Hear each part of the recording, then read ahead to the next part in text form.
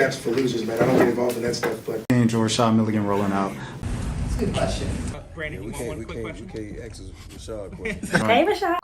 Also, I want to keep it moving. I never talked about the 2 Chainz album. Hold on, let me stop sharing and look this up real quick.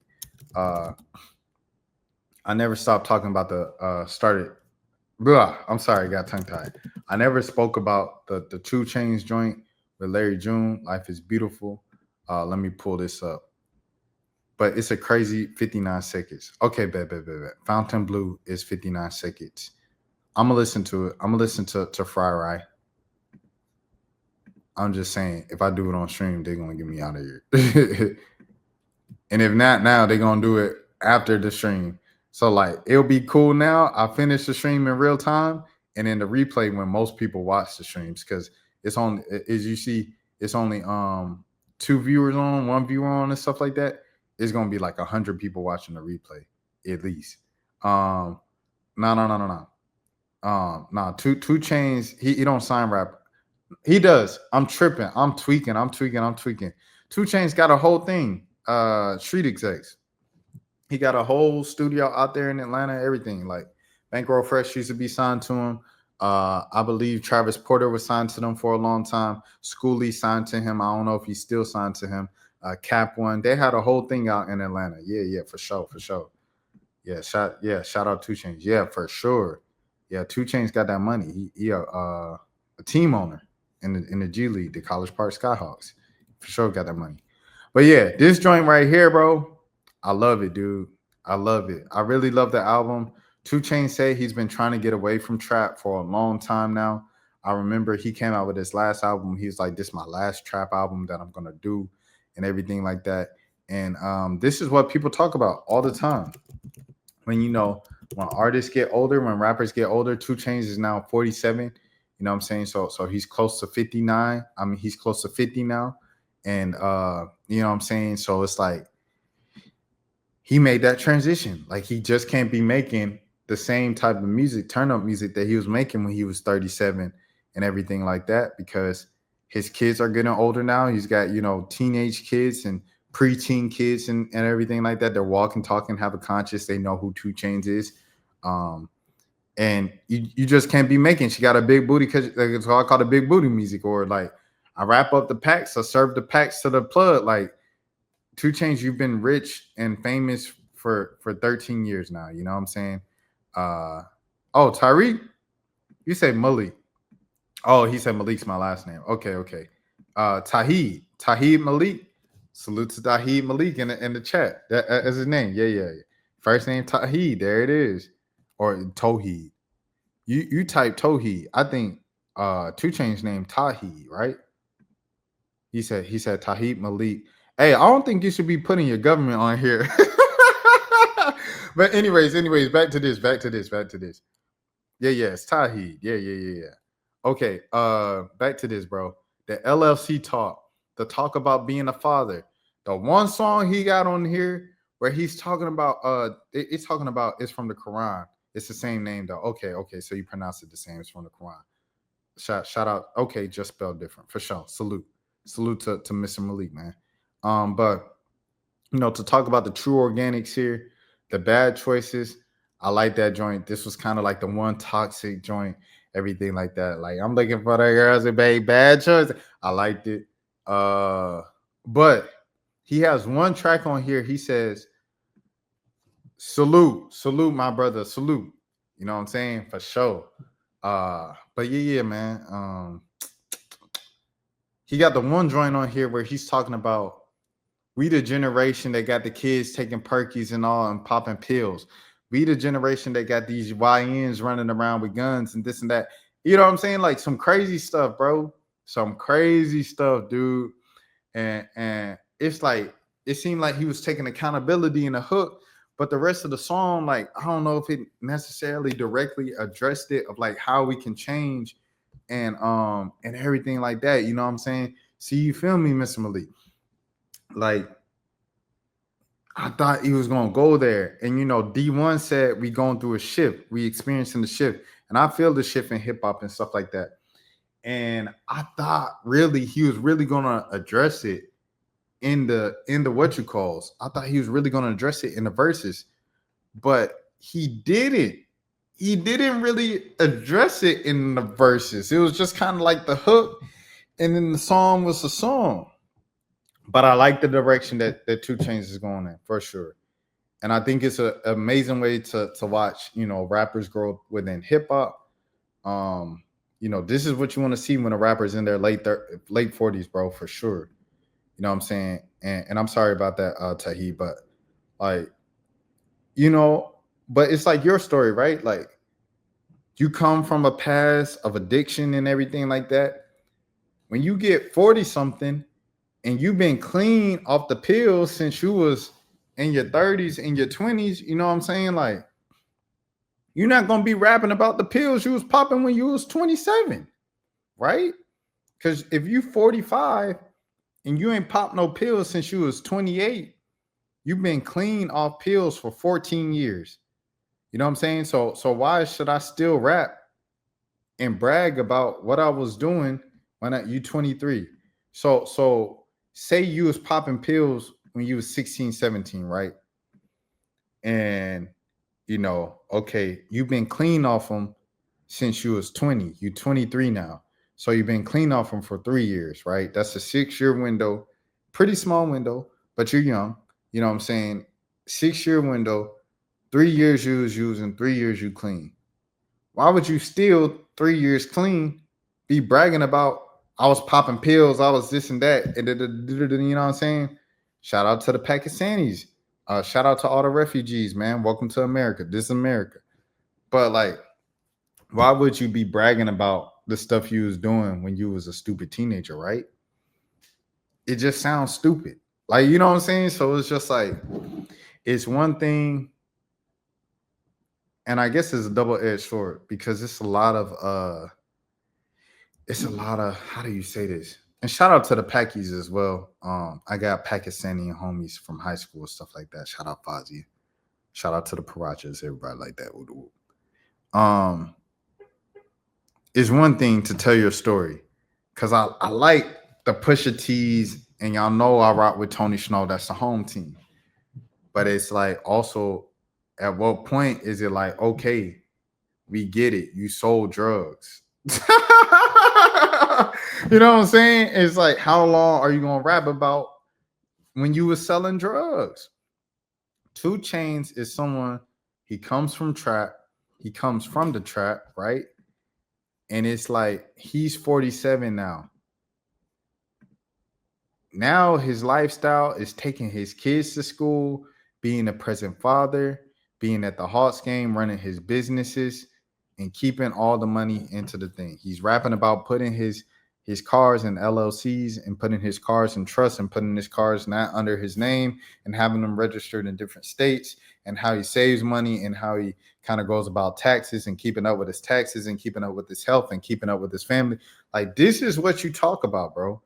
At the age of 40, like, I'm not about to be 41 still rapping about the drugs that I sold when I was 17 years old. If I've been rapping about the drugs I was selling when I was 17 years old, from ages 22 to 39, it's got to be an expiration date, bro. Because when you continue rapping about that stuff, what 2 Chainz said, we the generation that got the kids popping pills. We the generation that got the kids, you know what I'm saying? All of the things, right? So it's like, at what point do you move on? And this is a great move and step in the right direction for 2 Chainz. Larry June obviously coming as he always goes and stuff like that. That was crazy, excuse me. And Uncle Al, Alchemist, always comes correct. He had a couple of like trap joints that he tried on here. You can tell Al got in his trap bag and stuff like that on a couple of joints. 2 Chainz shined at that, breezed through it with ease. 2 Chainz can really rap as well. So you have to say that 2 Chainz can really rap, and he's kind of just letting it show right here with the different beats and everything like that. You really can't tell or appreciate it a lot of times with the trap beats because you just associate that with turn up and kind of more easy, simple lyrics. But he really be rapping, you know what I'm saying, for sure. And so I definitely want to shout out 2 Chainz for his performance on the album. But Larry June, he was kind of struggling or whatever with the trap joints. but it's all good. Overall, it was still a great project, and I love to see that growth in hip hop. It's like 444 is probably my favorite Jay-Z album because it really showed his growth. And he was like 50, rapping about 50-year-old things like Game to the youngins and stuff like that. And I really appreciated it. So this is almost, dare I say, 2 Chainz 444. Doom. But anyways, let's get to it. So Tahib Malik said it's a poverty thing more than a trend, to be honest. Because they came from subsidized housing. His parents came from nothing as refugees to Canada and stuff like that. 100%. I agree with that, right? Like, because these folks are just telling their stories as drug users or drug dealers and people who are in the streets or come from a background of crime or I'm saying, danger and all of these things. And I get it. That's okay. At the same time, how long are you going to continue to tell that story? I know trauma is a real thing and we lean on pain a lot as humans, but it's like, at what point do we move on? Because the longer we lean on that, a lot of times the kids who don't come from that background, who didn't have to deal with that, are going to go with it because of influence, because you also have influence when you open your mouth, you know what I'm saying? Because you got millions of followers, millions of, fans and things of that sort. Shout out to West Side Gun. He dropped his joint today. I thought it was funny. I thought it was hilarious. The 12, it was like classic Griselda, everything like that. Hardcore, the whole gun thing and stuff like that. It was funny to me because Buddy is like, he dropped this on what'd you call? He dropped this on Valentine's Day. So it was just funny to me, but excuse me. Pretty consistent stuff. Oh, sorry. Pretty consistent stuff here from Westside Gun. I know Boldy James said he wanted to drop again by the end of the month. I was like, bro, you just dropped. Like, Boldy James just dropped his trap album and stuff like that. And he appeared on somebody else's song this week. He drops almost like every week at this point. You know what I'm saying? Philly artist up next. Shout out to Philly. I tried to get in contact with someone from Philly. And I did get in contact with them, but we never got the interview set up. Trini V, the producer. Oh my goodness, that next comment is crazy. But shout out Skrilla as well. Skrilla's popping for sure in the underground.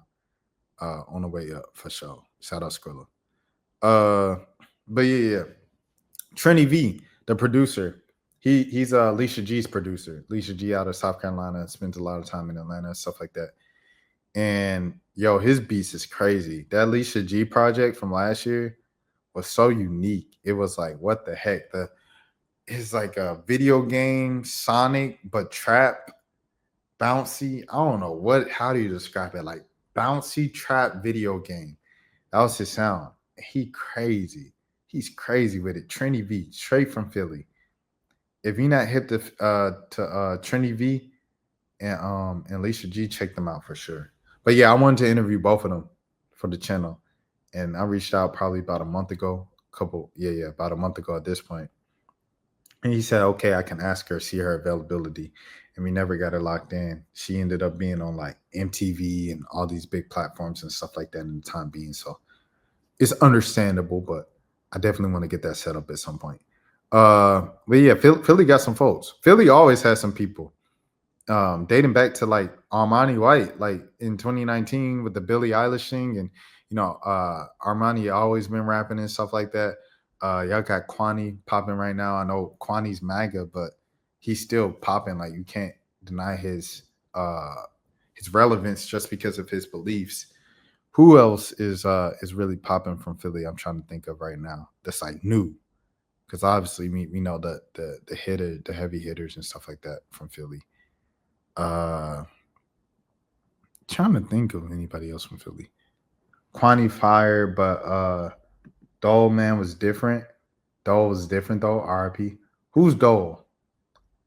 I'm from South Philly. Oh, shout out South Philly. My pops is from South Jersey, which is darn near Philly. He from Trenton. So yeah. Salute. He said YBC Dole. Oh, you putting me on with some folks. YBC Dole, and then the dude you said from Toronto. The Irish dude. What's his name? But yeah, for sure. Hold on. A YBC Duel. I'll look them up. Let me see if I know this dude. I think I've seen this dude. Like, I think I've seen dude like when he was coming up and stuff like that. He flowed different. He said, "Listen to Duel, McButton." Okay, bet. McButton. And then yeah, that's the first one that came up. I think I've seen this dude before. I heard of him before.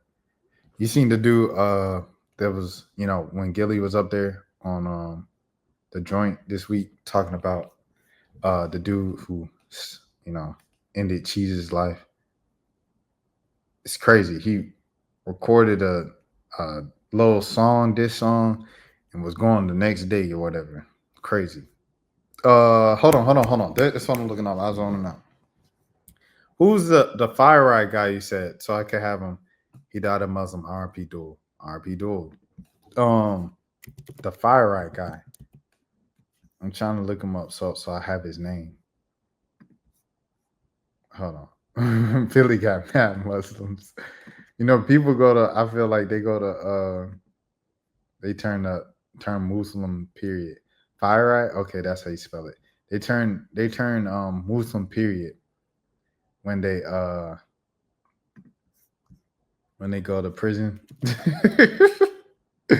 So it makes sense, like you said, if a lot of guys are in Fry Eye. Hold on, I'm gonna listen to this right when I get off. Fontaine Blue. It wasn't Fontaine Blue, but it was something like that. Fire Ride Blue. I'm spelling it wrong. All right, hold on. Being Muslim don't make you automatically a great person. I'm not Muslim, so I can't really speak too much on what y'all have going on that side of things. My dad be oh my goodness. This man Tawheed is tripping. Fountain Blue. Let me see. I'm still trying to. He spells his name so crazy. Okay.